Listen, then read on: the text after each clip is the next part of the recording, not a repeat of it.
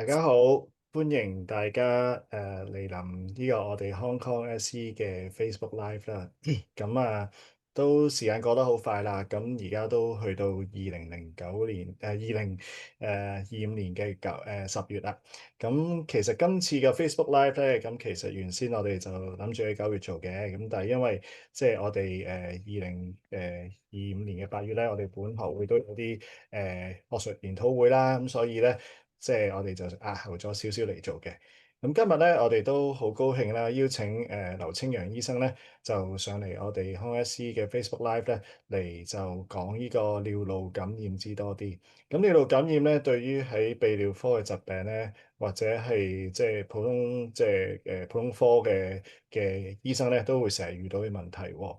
咁今日咧，即係我哋會詳細講下咧尿路感染點樣去診斷啦，點樣去治療啦，同埋點樣去預防嘅。咁而家交翻時間俾阿劉清揚醫生嚟啦，唔該晒。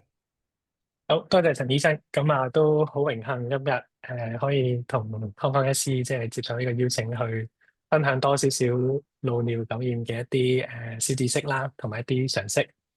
咁都接近中秋，咁希望即係都預祝大家中秋節快樂，咁同埋就健健康康，唔好俾尿路感染影響到。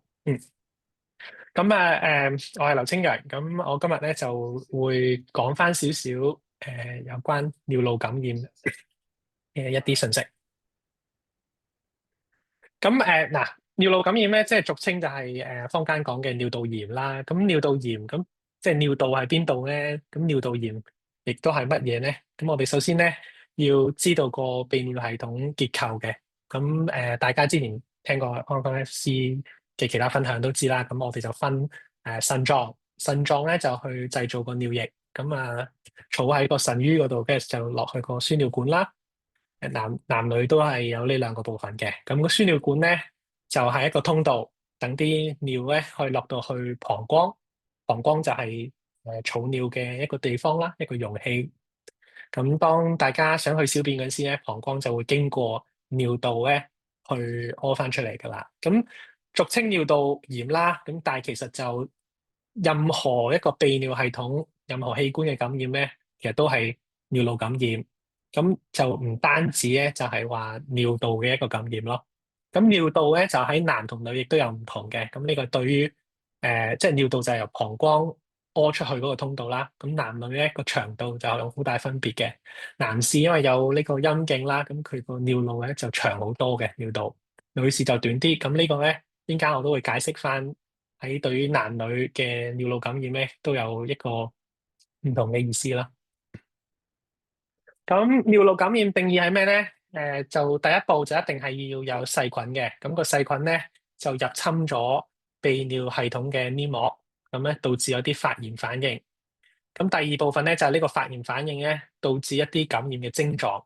咁有齊呢兩點咧，其實就係一個尿路感染嚟噶啦。尿路感染咧就唔需要話特別嘅一啲測試去定義嘅，其實咧就係一個臨床嘅診斷。咁當然啦，我哋都會希望咧有一個種菌去確診咧有細菌。咁但係咧去確診有尿路感染定冇尿路感染咧，就通過一個問診問症咧就已經可以確認㗎啦。咁唔同部分咧個感染嘅症狀咧，亦都係會好唔同嘅。咁頭先都知啦，嗱，腎臟同尿管嘅感染同埋膀胱嘅發炎咧，其實就個症狀咧係唔一樣嘅。膀胱炎就係最常見嘅尿路感染啦。咁膀胱炎或者膀胱感染嘅症狀咧，就係小便時咧會有赤痛，咁有時咧就話好似火燒揦住咁嘅。咁病人咧亦都會有尿急尿頻，屙血尿。咁嚴重嘅話咧，會有小腹嘅即係下腹嘅痛啦、抽痛、壓痛，同埋咧嚴重啲咧都可以有發燒嘅情況嘅。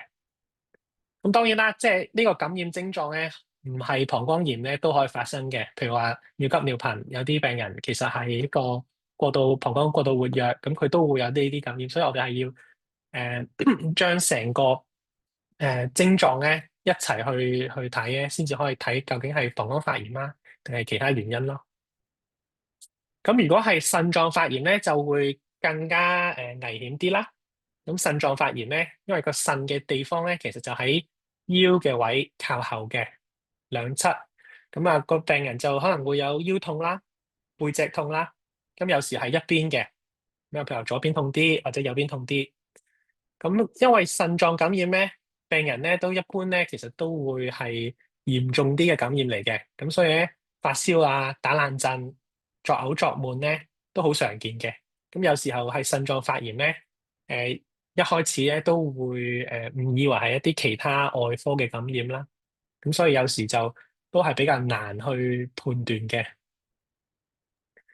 咁當一個尿道感染由一個局部，即係譬如話腎臟或者膀胱嘅感染，去到一個系統性咧，咁其實即係個細菌咧已經入咗血啦。咁呢個就係我哋所講嘅敗血症啦。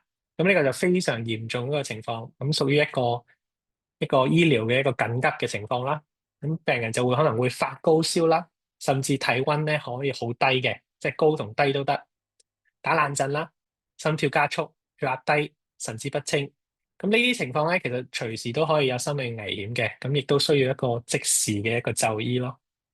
咁呢啲症狀就係，劉醫生，唔好意思打斷你。咁嗯即係聽你咁講，都分析咗之後下尿路嘅感染同埋呢個腎臟嗯嘅感染啦。咁可能有聽眾會問啊，點解會唔會話啲菌由下尿路咁樣慢慢走上去個腎嗰度，導致腎感染啊？定係其實都係兩個獨立嘅情況咧？因為有啲病人可能嗯。即係下尿道感染都當冇乜嘢，飲多啲水咁就算啦咁樣，咁會唔會話嗯。有啲關係咁樣咧？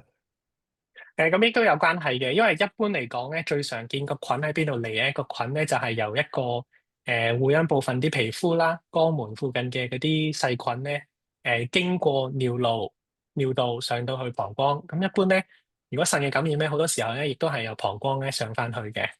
咁當然啦，有啲個嗯別情況咧，就係個病人其實本身咧係有啲特別嘅一個原因，譬如話佢本身個尿道係唔正常嘅，有嗯譬如話腎嘅水腫，或者咧佢嗯話有石啊，咁有時咧呢啲情況咧就變咗上尿路咧，即係腎咧係一個感染嘅源頭，因為佢令到個細菌嗯增生快啲咯。咁呢啲就係一啲特別嘅 case 啦。但一般嚟講咧，嗯最常見腎臟發炎咧都係由一個膀胱發炎，跟住連埋落去個腎嗰度咁解咯，係啦。嗯，咁呢明個就白明白。係啦。嗯唔該。咁咁係如果而家聽眾，如果即係都有10多位聽眾啦，咁如果大家有嗯咩問題咧，都歡迎即刻問阿劉醫係生嘅。咁我都會幫大家轉述你嘅問題，咁希望即係解答到你哋嘅問題啦。好，唔該晒。希望幫到大家啦。有問題就隨時歡迎係啊，即係發問嘅。咁我哋下一個問題就係咁邊個需要注意尿路感染咧？咁我哋其實有部分病人咧，我哋都知㗎啦，泌尿科醫生就係佢特別高風險嘅。如果你曾經咧有過尿路感染咧，咁你復發嘅機會都比較大啦。女士咧膀胱炎嘅發生機會咧就大過男士好多嘅。咁女士中間咧，就如果你係帶緊肚啦，即係懷孕嘅婦女，或者係一個停經之後更年期嘅婦女咧，咁亦都係容易會有尿路感染嘅。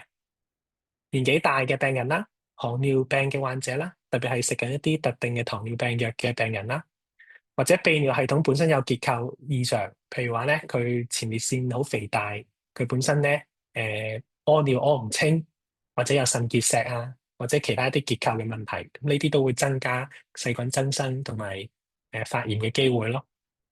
咁喺女士期間咧，亦都係如果係最近有性行為啊，或者有一啲唔健康嘅習慣，譬如用一啲殺精劑咧，會影響嗰個陰道嘅菌群咧，咁呢啲都會增加尿道感染嘅風險嘅。啊，咁女士就特別常見，咁點解咧？就因為佢個尿路就特別短咯。咁女士尿路就平均可能3至5厘米咁短嘅啫。咁呢個咧就令到咧佢同埋佢同肛門嘅位置都比較近咧。咁肛門嗰啲細菌咧就好容易入去嗰個尿路入去膀胱，導致膀胱發炎啦。咁當然有啲聽眾就覺得，咁我係男士，咁我係咪就免疫咧？咁其實都唔係嘅。咁我哋都知啦，男士隨住年紀增大咧，咁前列腺肥大咧亦都係非常常見嘅一個病症。咁其實咧有啲研究都顯示咧，其實有4成至6成前列腺肥大嘅病人咧都會有尿路感染嘅。所以其實呢個數字係都係非常龐大嘅。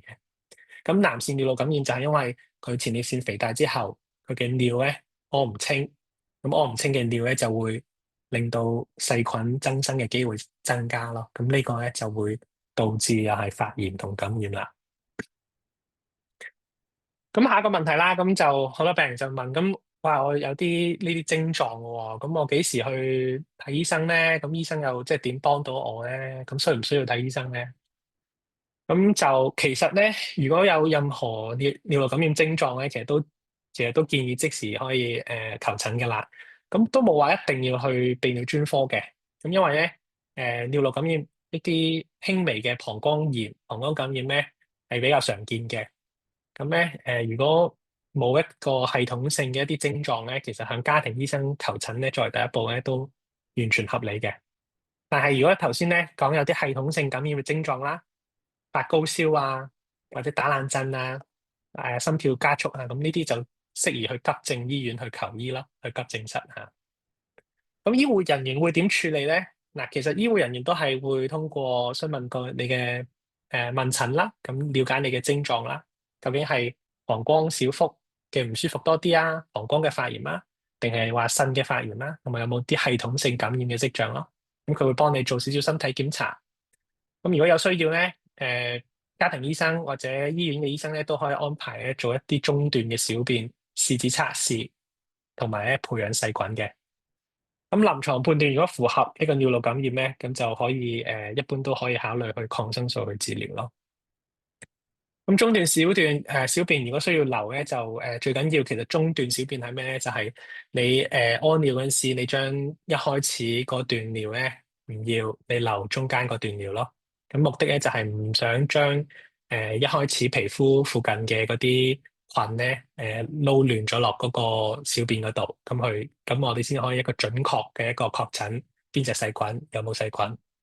咁女士做嘅話就要即係將個陰唇打開啦，用濕紙巾由前向後清潔尿道，跟住咧將一開始個100毫升唔要，跟住就屙落個樽度咯。咁男士個比較容易有細菌就係個包皮啦，跟住將個包皮咧掠去後邊，跟住清潔個龜頭同埋個尿道啦個口啦，跟住咧亦都係將頭100毫升嘅尿咧，即係大概前段咧就唔要，跟住中段咧屙落個樽度咯。咁如果你有呢個需要去留呢個小便咧，亦都需要即係幾個鐘內咧送去嗰個化驗所嘅。如果幾個鐘送唔到去咧，都要擺落雪櫃咯，係啦，因為會影響嗰個中段小便嘅培養咯。咁大部分嘅尿道感染啦，最常見都係膀胱發炎、膀胱感染。咁呢啲咧其實都冇話一定要住院嘅，咁可以用口服抗生素咧一個療程去治療。就算係腎臟發炎咧，輕微嘅 case 咧都係可以用口服抗生素去處理咯。咁有啲部分情況咧比較嚴重嘅話咧，先至就需要住院。咁住院其實需要做咩咧？主要咧就係一啲要靜脈注射嘅一啲抗生素啦，或者尿喉放尿。甚至係咧，如果你本身有啲尿道嘅異常咧，咁可能就要用一啲入侵性嘅程序去處理咯。啊，咁嗱，呢個就係如果你有尿道感染嗰陣，咁你應該點做？咁醫完啦，咁有冇下一步咧？因為頭先都講過，如果你試過有尿路感染咧，你其實就係一個高風險病人，有下一次尿路感染嘅機會嘅。咁好多時候，咁我哋就想知，咁下一步其實有冇啲咩方式可以去預防咧？男士嘅尿路感染咧，就一定係屬於唔正常噶啦，因為正常嘅男士咧，其實就唔應該會有呢個尿道感染嘅。咁咧，所以咧一定係需要進一步檢查嘅。咁包括咩檢查咧？咁我哋譬如又要去排除佢呢啲尿道嘅異常咯。咁譬如話會唔會有石咧？會唔會有尿道結石啦、膀胱結石啊？咁可能要通過一啲 X 光去睇啦，或者其他嘅造影啦。咁同埋前列腺肥大，咁你亦都係另外一個最常見導致男士尿路感染嘅原因咯。咁呢啲前列腺肥大就可能醫生要通過一個肛探啦，去睇下你個前列腺嘅大細啦，同埋安排尿速檢查咧，去睇下你排尿嘅情況，同埋會唔會有排唔乾淨。誒、咁呢個咧就都可以向家庭醫生或者泌尿專科醫生咧去求診嘅，咁去進行一個檢查，去排除咧會唔會有一個前列腺肥大嘅問題。咁如果有呢啲問題咧，咁就好多時候其實需要進一步治療啦。咁通過譬如話藥物去治療，甚至咧通過一啲手術嘅方式咯。咁呢個就之前香港 S C 都有啲其他嘅教育咁都講過，即係前列腺嘅一啲治療啦。咁可以睇翻。我哋之前嘅嗰啲片咯。啊，咁女士嘅尿路感染啦，咁女士尿路感染咧，其實就都常見嘅。咁一般情況咧，其實唔代表你嗰個尿路有結構問題啦。如果第一次嘅話，咁反而需要學習嘅係咩咧？就係一個學習一個預防感染嘅措施，預防感染嘅習慣啊。如果你反反复覆咧，不斷有一個尿路感染咧，咁呢個就可能係代表你有一個尿路嘅異常。咁嗰個時候咧，就可能需要一個專科醫生嘅轉介去泌尿科咧去睇下進一步檢查，睇下有冇啲咩問題啦。咁點樣可以預防呢個尿路感染咧？咁都係好簡單嘅一啲生活方式啦。咁第一就係要確保一個充足嘅飲水，定期排尿，冇忍尿啦。咁咧，你就唔好浸浴咯。浸浴咧，其實就增加嗰個風險嘅。咁啊，用一個沖涼去代替一個浸浴啦。咁性行為之後，咁女士咧亦都適宜咧去排尿，去將嗰啲細菌咧排出嚟。咁另外咧，女士即係陰道咧都唔應該用一啲灌洗啊、噴劑或者粉劑嘅，因為嗰個咧會影響正常嘅宣反道平衡，同埋影響個菌群。咁女士好常見一個原因就係一個陰道附近咧嗰個菌群咧，佢係一個唔正常嘅情況。咁一啲衰嘅菌咧有增生咧，咁就會增加嗰個尿路感染嘅風險啦。咁最後一個女士就係由如廁後咧，就最好由前向後去抹咯。咁呢個就唔希望將肛門、直腸附近嘅一啲細菌咧帶落個尿路出口嗰度。咁嗰個就係啲細菌咧入膀胱嘅一個門咯。係啦。咁如果反反复覆有尿路感染，點算咧？好，咁嗱呢個就係我哋特別去想講一講嘅一啲情況啦。咁其實有兩大方向嘅，第一種方向咧就係傳統啲，就係用一個抗生素去預防。咁抗生素預防咧就好睇你點解會有尿路感染啦。譬如有啲女士就係行房之後就定期會有一個尿路感染。咁呢啲情況咧可以考慮咧行房後咧用一劑嘅預防性嘅抗生素咧口服去減低個感染嘅。咁另外咧喺一啲好嚴重嘅病人身上咧，即係就算佢做晒頭先講嗰啲嘢啦，咁佢都係不斷有一個尿道炎嘅情況咧，咁亦都可以考慮一個長期低劑量嘅口服抗生素。咁呢啲抗生素咧就係希望咧將佢尿道嘅菌咧不斷咁去殺死，咁咧去減低一個尿道發炎、尿道感染嘅機會咯。咁當然啦，抗生素本身咧都係會有佢嘅問題嘅。抗生素本身有副作用啊嗰啲啦，咁所以咧，另外一個方向可以點做咧，就係一啲非抗生素嘅一啲預防設施啦。咁呢啲咧其實都係一啲都有效嘅。咁譬如話停咗經嘅女士，咁停經之後咧，增加尿道炎嘅機會，其實係因為亦都係頭先所講，就係啲菌群嘅混亂咯。咁佢就係個陰道乾竭，咁陰道乾竭之後咧，佢嗰啲衰嘅菌咧就會增生，咁咧令到咧嗰啲菌咧就可以由個陰道嗰度咧走落個尿道嗰度，因為非常之近嘅。咁跟住咧就入到膀胱，導致咧會有發炎嘅情況。咁所以喺停經嘅女士咧，如果經常有尿道發炎嘅情況咧，其中一個非常有效嘅方式咧，就係通過陰道嘅一啲雌激素嘅一個藥膏。咁啊，一開始就每日搽一次啦，咁之後咧就慢慢就變做一星期幾次咁樣咯。咁呢個目的咧就係增加翻佢嗰個陰道嘅雌激素啦。咁因為停經之後咧個雌性荷爾蒙都比較低咧，咁令到個陰道就會有退化乾結嘅問題。咁通過雌激素咧就可以令到嗰個pH 值啦、酸鹼度啦，同埋個菌群咧會健康翻。咁呢個咧可以令到嗰個重複嘅尿道感染嘅機會咧就減低嘅。咁同時咧亦都可以解決呢個陰道乾結嘅問題咯。咁有一種新即係有一隻呢隻四碳六甲環咧，就係一個以前用過一種藥嚟嘅。咁而家咧都有一啲證據顯示咧，其實佢同抗生素一樣咁有效，但係佢唔係一種抗生素。但係呢隻藥咧就暫時香港就未有嘅。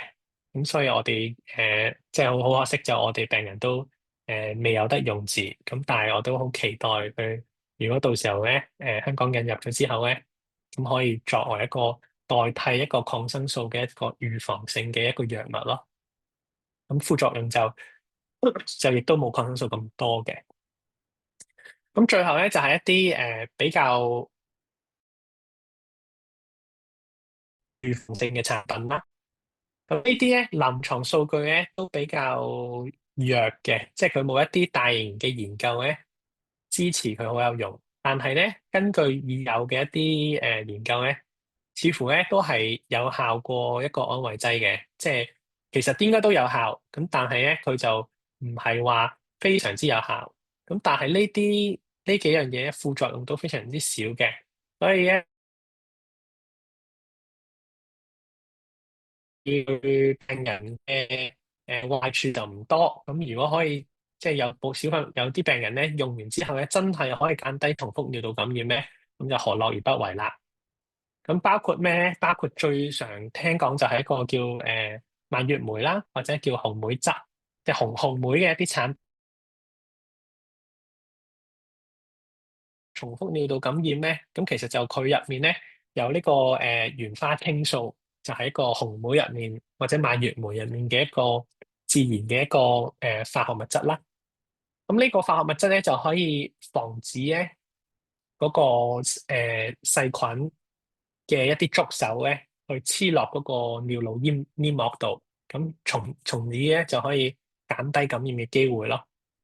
咁啊，另外咧就另外就有一種叫 D 甘露糖嘅。咁 D 甘露糖係乜嘢咧？其實都係一種普通嘅一種即係一種糖嚟嘅。咁佢咧食完之後咧，佢就可以喺尿路嗰度咧，亦都係防止啲細菌，特別係大腸桿菌咧黐落個黏膜度。咁就希望可以即係亦都可以有啲證據就話佢可以減低個尿道感染機會咯。咁益生菌，咁益生菌就亦都係可以幫助改善翻嗰個菌群啦。咁特別係陰道啊下邊嗰啲菌群，咁去減低尿道感染嘅機會。咁最後咧，亦都有一啲新式嘅一啲尿路感染疫苗。咁香港其實都引入咗嘅。咁呢個感染疫苗咧，其實就係一啲滅活嘅一啲菌。咁咧，佢就通過噴落個口度。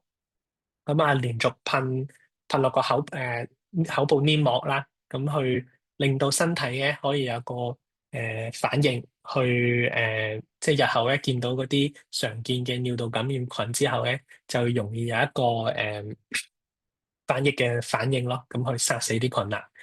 咁呢啲疫苗亦都係之前即係都有研究顯示，就係對於減低尿路感染咧都幾有幫助嘅，係啦。咁基本上今日想分享嘅就係呢啲啦，咁希望大家咧都可以即係即係有啲得着可以帶翻屋企，係啦。咁好似係有啲問題係咪啊？我哋睇下先。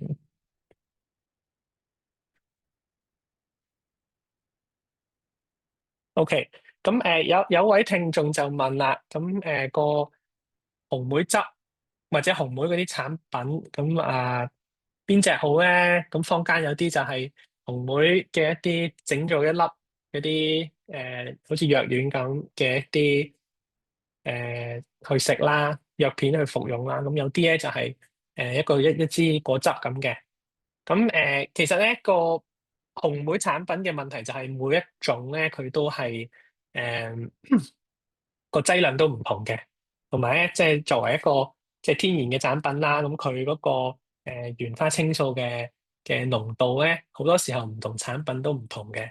咁到而家咧，其實就冇一個定，即係醫學界未有一個定論咧，即係呢個劑量幾多咧為之啱嘅。咁但係咧，似乎就文獻嗰度顯示咧，果汁咧嗰個有效程度咧，就好似反而好過一啲所謂將嗰個原花青素紅莓嗰啲青素咧提煉出嚟做成啲藥片咧，反而就好似個效果就冇咁好嘅。咁你話飲幾多好咧？咁都亦都係冇定論嘅。咁但係我覺得就即係當然唔可以過度服用啦，因為始終佢個即係好多時候坊間嗰啲果汁咧，佢都會有啲糖分嘅。咁所以就特別係糖尿病嘅患者都要即係特別小心咯。啊，咁好，等下先。好，跟住就另外有個問題就係、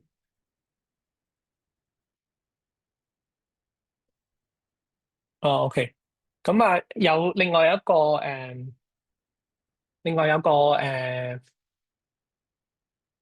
聽眾咧就問一個嗱，咁雌激素越高，咁其實有冇話有啲咩副作用或者有啲咩禁忌就唔用得咧？咁其實咧就當然啦，一開始咧就有個擔心，因為雌激素咧理論上就係同嗰個乳癌同埋個子宮內膜癌咧就係可能有關係嘅，即係本身雌激素呢樣嘢本身啦。咁但係咧，暫時嘅文獻顯示咧，因為其實你通過藥膏咧搽落個陰道嗰度咧，咁其實佢個系統性吸收係極少嘅。咁大概可能1/5嘅病人咧，即係20% 嘅病人咧，可能會有少少嘅副作用。咁就係一啲陰道嘅一啲即係刺痛，即係輕微刺痛啦，可能或者好似燒住、揦住唔舒服嘅感覺。咁但係咧，系統性嘅一啲副作用咧就極少嘅。咁都有人綜合過啲研究咧，就發現咧，佢唔會話增加血塊栓塞嘅機會啦，佢都唔會增加子宮內膜嘅一啲增生，因為佢就算搽落陰道度，佢對子宮內膜都冇影響嘅。同埋咧，亦都冇話增加呢個乳癌同埋呢個子宮癌嘅機會，即係暫時文獻就未見到嘅。咁當然啦，如果即係如果你本身試過有乳癌或者有子宮內膜癌咧，咁亦都可能要小心咯。咁但係就你話會唔會導致癌症咧？就冇咁嘅證據顯示會有咯。係，等下先。好，咁另外一位聽眾就問啦，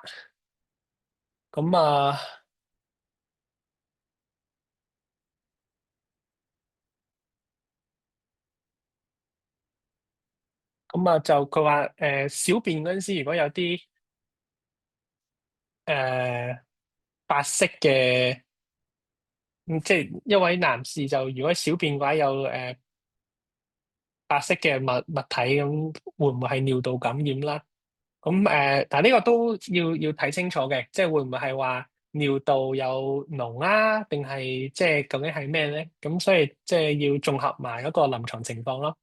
咁我都建議如果有咁嘅情況，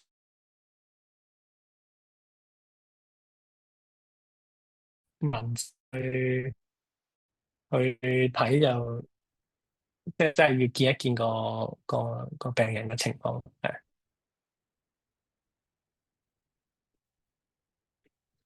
係啦，咁當然如果你話小便嗰個出口，男士小便出口咧，經常會有一啲即係白色或者奶狀嘅一啲。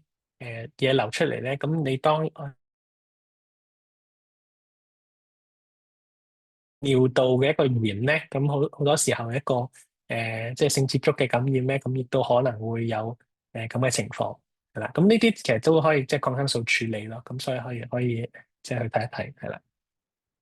嗯，好啊，咁我哋今日就誒係啦，大家聽眾都冇其他問題啦，咁都希望學到啲有用嘅知識啦，咁同大家分享，咁都好開心喺度，咁都再次祝大家啊之後中秋節快樂啦，咁啊係啦，咁陳醫生係啦，陳醫生同我都祝大家中秋節快樂，咁可以之後再見，咁下個月咧康康 SE 都會有另外一個Facebook Live，咁到時候咧我哋會喺我哋 Facebook 咧公布下一個專題係乜嘢。